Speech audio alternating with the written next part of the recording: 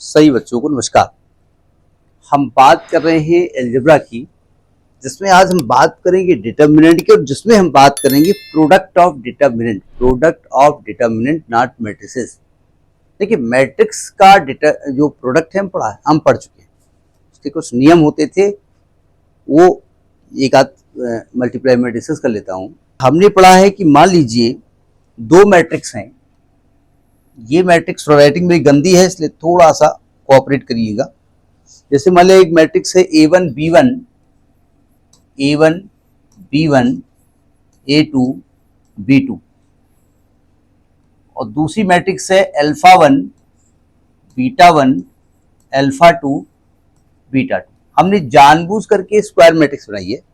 Matrix का नियम ये होता है कि अगर इसका ऑर्डर R1 क्रॉस C1 है, रो क्रॉस कॉलम होता है ना, और इसका ऑर्डर R2 क्रॉस C2 है, तो भैया ये दोनों चीजें सेम होनी चाहिए। मतलब पहले वाले के number of columns is equal to दूसरे वाले के नंबर ऑफ रोज। पहली चीज तो ये कंडीशन है। और जो रिजल्टिंग मैट्रिक्स आती है उसका ऑर्डर होता है R1 क्रॉस C2। मतलब अगर एक मैट्रिक्स 3 क्रॉस 4 की है और दूसरी मैट्रिक्स भी 3 क्रॉस 4 की है, तो दोनों का मल्टीप्लिकेशन नहीं होगा, क्योंकि मल्टीप्लिकेशन की पहली कंडीशन ये है ये चीज सेम होनी चाहिए। ठीक, तो यानी कि ये मल्टीप्लाई तभी होगा अगर ये 4 क्रॉस समथिंग की हो। मान लीजिए 4 क्रॉस 2 की हो जाए तो इसका मल्टीप्लाई हो जाएगा, है ना।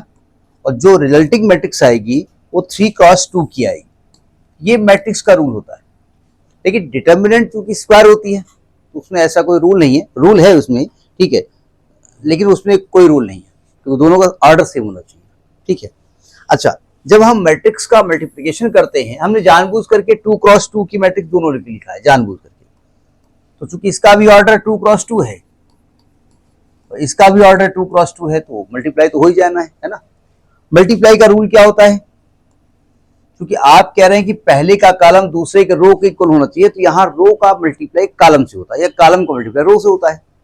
जैसे मान लें ये वाला एलिमेंट हम ले लें, ये वाला एलिमेंट ले लें, यहाँ पर ये फर्स्ट रो और फर्स्ट कॉलम है, तो फर्स्ट रो का मल्टीप्लाई फर्स्ट कॉलम से होगा।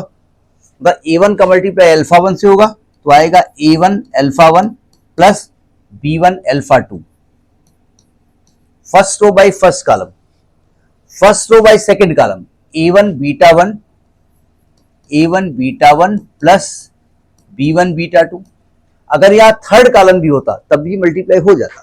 मैं मान लेता हूं कि यहां पर गामा 1 गामा 2 भी है, तो इसका ऑर्डर 2 क्रॉस 3 है। तो 2 क्रॉस 3 होने पर भाई ये दोनों चीजें सेम होनी चाहिए, जो कि सेम है, तो मल्टीप्लाई तब भी हो जाएगा। तब क्या होगा? First row by third column, A1 gamma 1 plus B1 gamma 2। Second row का मल्टीप्लाई फर्स्ट कॉलम से होगा, A2 alpha 1 plus B2 alpha 2। Second row by second column, A2 beta 1 plus B2 beta 2 और A2 gamma 1 plus B2 gamma 2। ये multiply matrix का पड़ा है। इसका order कितना है? 2 रो है, 3 कॉलम है, इसका ऑर्डर 2 क्रॉस 3 है, और हम बता रहे थे 2 क्रॉस 3 की मैट्रिक्स आएगी। तो ये मैट्रिक्स का मल्टीप्लाई होता है, जिसमें एक तो रूल होता है कि भाई ऐसा होगा, ये जब चीजें इक्वल होंगी तो मल्टीप्लाई होगा, पहली कंडीशन, और रो का मल्टीप्लाई कॉलम से होगा। ठीक है। जो डिटर्मिनेंट होती है उसमें रो का कॉलम से भी कर सकते हो, रो का रो से भी कर सकते हो, और कॉलम का कॉलम से भी कर सकते हो। ठीक है, तीनों मेथड मैं बता रहा हूँ। ठीक है, फिर उसको अप्लाई करने का तरीका मैं बता रहा हूँ। मैं 2 मैट्रिक्स लेता हूं डिटर्मिनेंट। हमने ये 2 डिटर्मिनेंट ली है, A1 A2 A3 B1 B2 B3 C1 C2 C3 alpha 1 alpha 2 alpha 3 beta 1 beta 2 beta 3 gamma 1 gamma 2 gamma 3। हमने कहा इनका मल्टीप्लाई करो। पहली बात, दोनों का ऑर्डर सेम होना चाहिए। ऑर्डर सेम मतलब वो जो हमने इसमें बताया था ना कि ये 2 क्रॉस 3 इसके इक्वल हो, ऐसा कुछ नहीं है। चूंकि डिटर्मिनेंट स्क्वायर होती है, तो 3 क्रॉस 3 की ये होगी तो 3 क्रॉस 3 की ये भी आएगी। तो हम पहला ये रूल बताने जा रहे हैं कि row by column row by column multiply करने जा रहे हैं, मतलब रो का मल्टीप्लाई मैं कॉलम से करूंगा, जो कि मैट्रिक्स में हम यूज करते थे। तो अगर इनका मल्टीप्लाई हम करें तो क्या तरीका आएगा, डिटर्मिनेंट पहली रो बाई पहला कॉलम, मतलब A1 अल्फा 1, A1 अल्फा 1, रो बढ़ते जाएंगे कॉलम बढ़ते जाएंगे, B1 plus B1 alpha 2 plus C1 alpha 3, ये पहली जगह आपने लिख दिया, ठीक है। फिर पहली row by second column, A1 beta 1,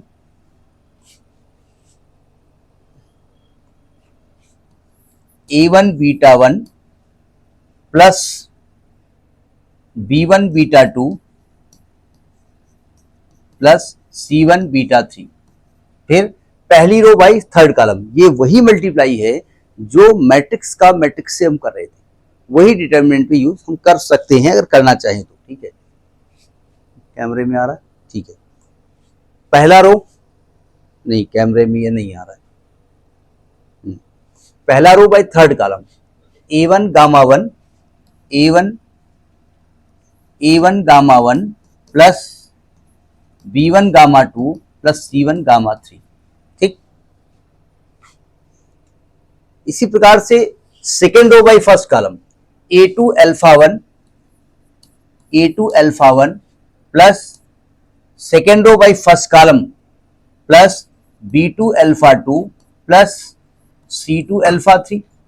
second row by second column, A2 beta 1, A2 beta 1 plus B2 beta 2, B2 beta 2 plus C2 beta 3।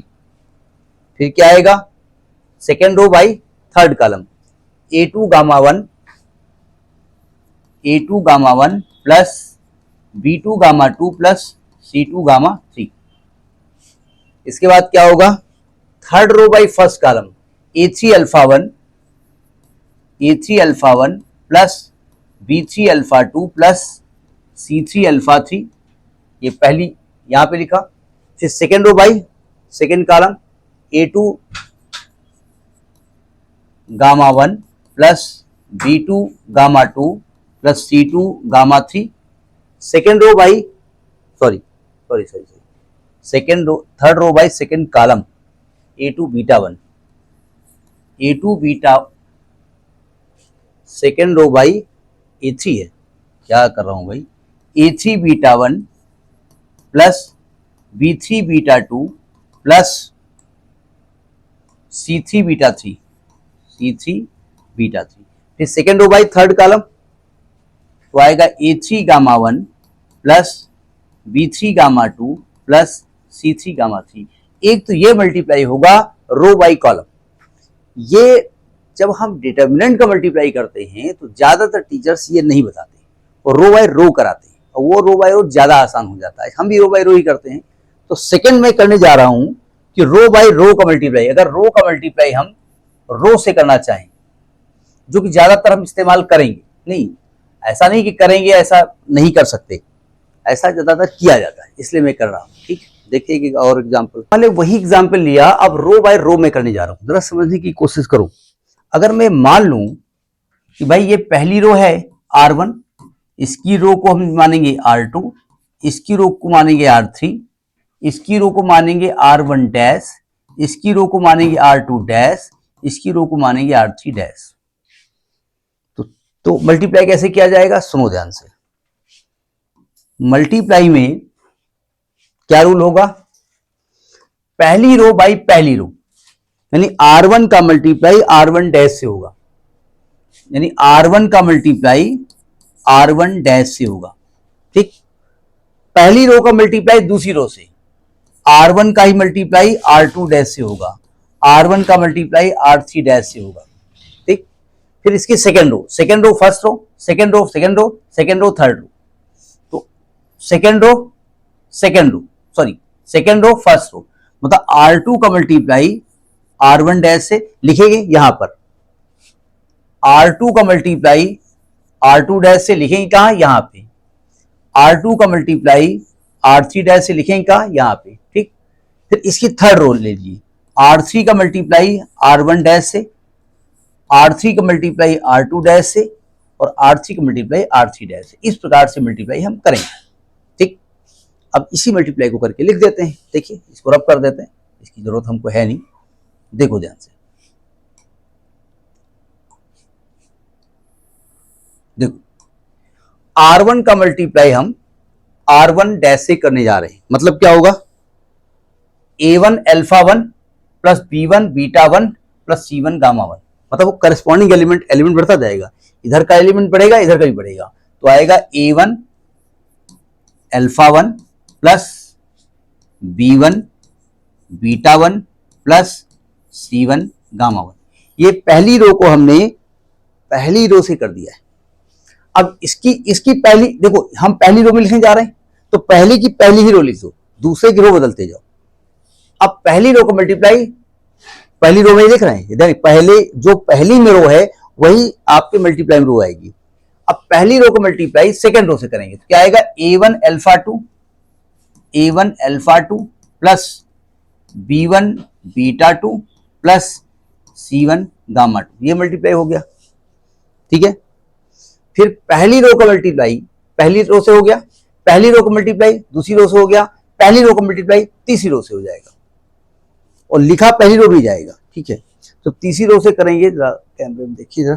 ठीक है, तो क्या आएगा, A1 alpha 3 plus B1 beta 3 plus C1 gamma 3। समझ में आ गई बात। अब पहली जो डिटर्मिनेंट है उसके सेकंड रो देखिए, सेकंड रो का मल्टीप्लाई फर्स्ट रो से लिखेंगे, सब कुछ सेकंड रो में। मतलब जो पहली डिटर्मिनेंट की रो है उसी में सब लिखा जाएगा। तो पहली row by second row by first row, तो क्या आएगा, A2 alpha 1 plus B2 beta 1 plus C2 gamma 1। एक सेकंड, एक चीज देखते हुए जाए, गलती ना हो जाए। ठीक है, फिर second row A2 alpha 2 plus B2 beta 2 plus C2 gamma 2। फिर सेकंड रो थर्ड रो, मतलब पहली की सेकंड रो ही रहेगी, दूसरी की रो पहली दूसरी तीसरी होगी और सेकंड रो में ही एलिमेंट लिखे जाएंगे। ठीक है, A2 alpha 3 plus B2 beta 3 plus C2 gamma 3। ठीक है, अब थर्ड रो का मल्टीप्लाई करेंगे, थर्ड रो का फर्स्ट रो से करेंगे। तो A3 alpha 1 plus B3 beta 1 plus C3 gamma 1। Third row second row A3 alpha 2 plus B3 beta 2 plus C3 gamma 2। Third row by third row A3 alpha 3 plus B3 beta 3 plus C3 gamma 3। ये multiply का भी तरीका होता है। रो का multiply रो से कर सकते हैं, रो का मल्टीप्लाई रो का मल्टीप्लाई कॉलम से। अब कॉलम का कॉलम से भी कर सकते हैं। एक और एग्जांपल ले लेते हैं कि भाई कॉलम का कॉलम से मल्टीप्लाई करते हैं हम जानबूझ करके थोड़ा छोटी डिटर्मिनेंट लेके, जिससे कि जल्दी मल्टीप्लाई हो जाए।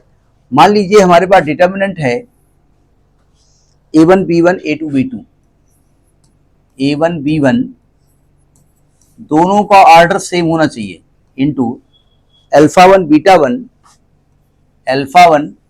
Beta 1 alpha 2 beta 2। अगर हम ध्यान से देखें, ये पहले का पहला कॉलम है C1, ये दूसरा कॉलम है C2, ये दूसरी डिटर्मिनेंट का है C1 डैश, ये C2 डैश। अब मैं कॉलम का कॉलम से मल्टीप्लाई कर रहा हूं। ठीक, जब कॉलम से मल्टीप्लाई करेंगे तो सब कुछ पहली में देखेंगे, पहली का पहला कॉलम दूसरे का पहला कॉलम। ठीक है, यानी C1 का मल्टीप्लाई C1 डैश से, कॉलम जो पहले वाला लेंगे उसी में एलिमेंट लिखेंगे। ठीक है, तो C1 का जब C1 डैश से करोगे तो आएगा A1 alpha 1 plus A2 alpha 2। ठीक,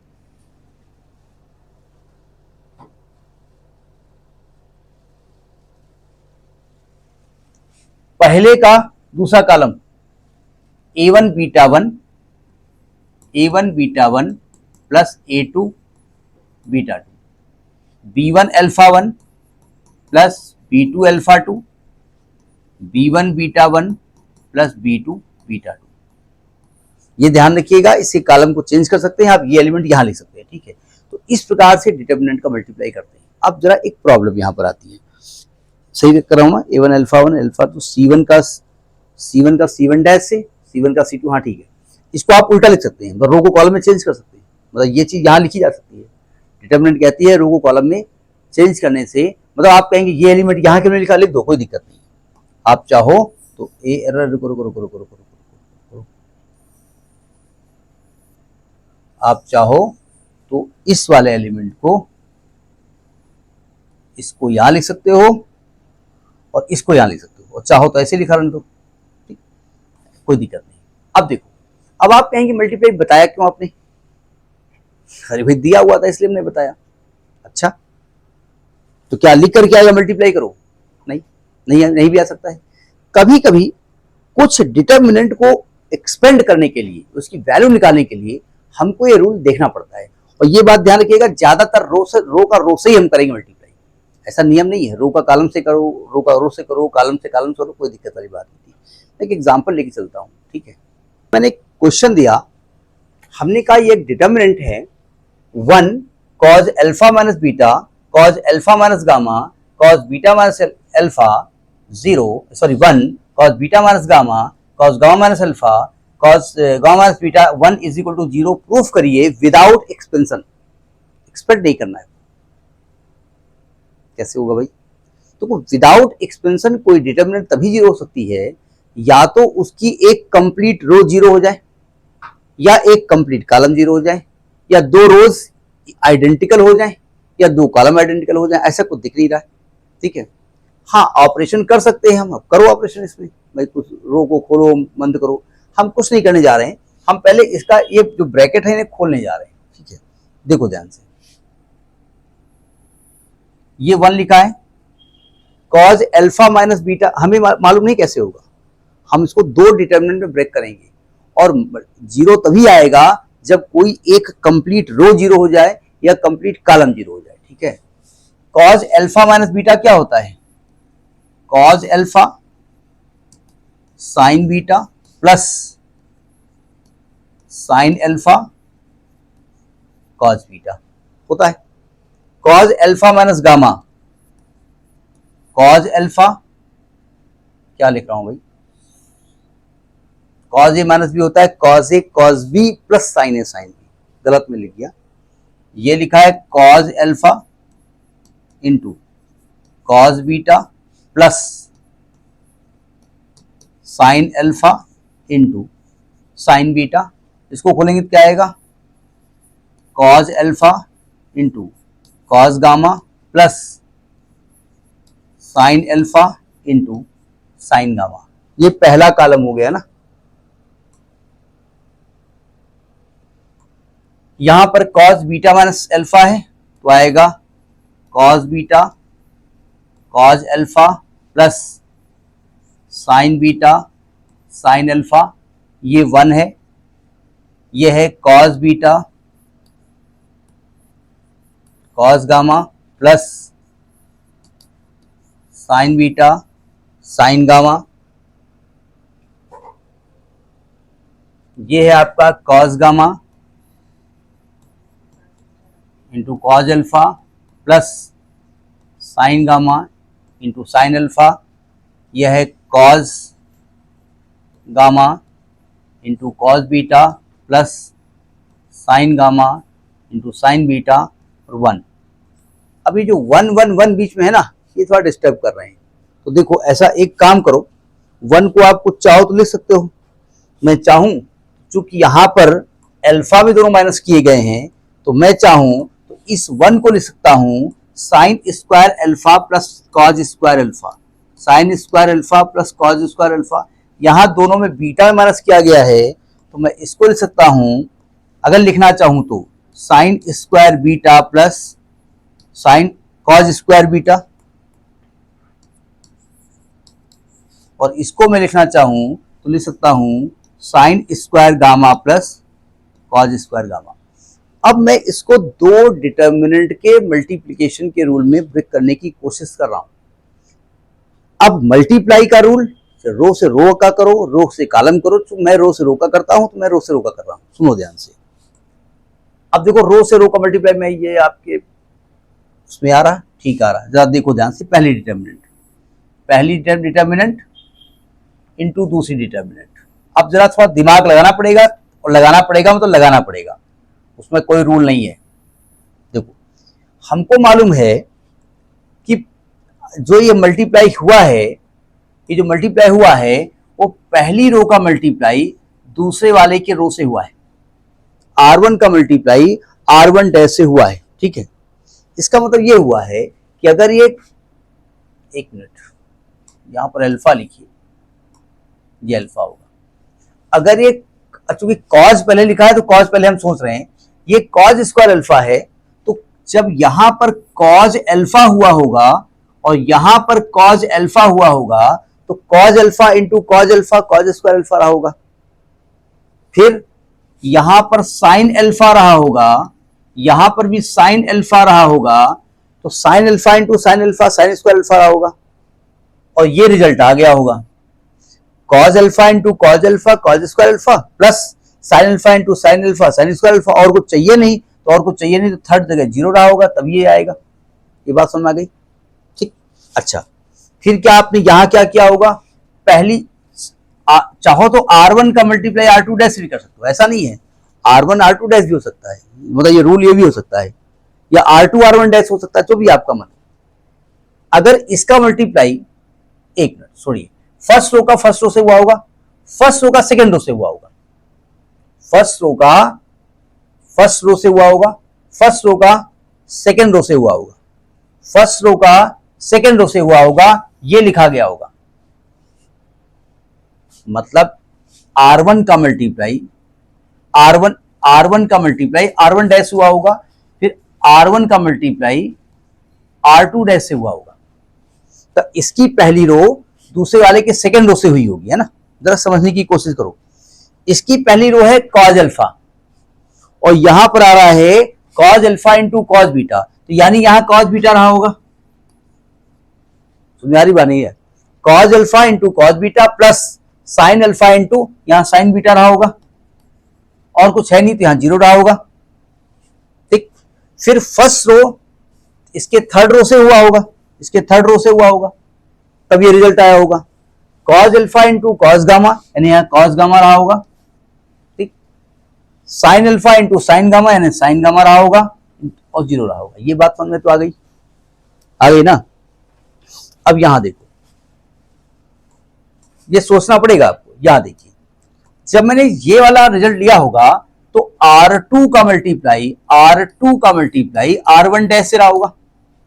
R1 डैश ऑलरेडी यहां पर है भाई, ये सेकेंड रो R1 डैश पहले से है, R2 डैश पहले से है, R3 डैश पहले से है, तो R1 की हेल्प से निकाल लिया था। अब देखो यहां पर cause alpha into cos beta, क्योंकि मल्टीप्लाई किसका करना है, R2 का मल्टीप्लाई R1 डैश से करना है, यानी इस वाले का मल्टीप्लाई इससे करना है ना। सुनो ध्यान से, यहां कॉज अल्फा कॉज बीटा है, यहां कॉज अल्फा पहले से है, तो यहां कॉज बीटा रहा होगा, तभी तो cause alpha into cos beta आएगा।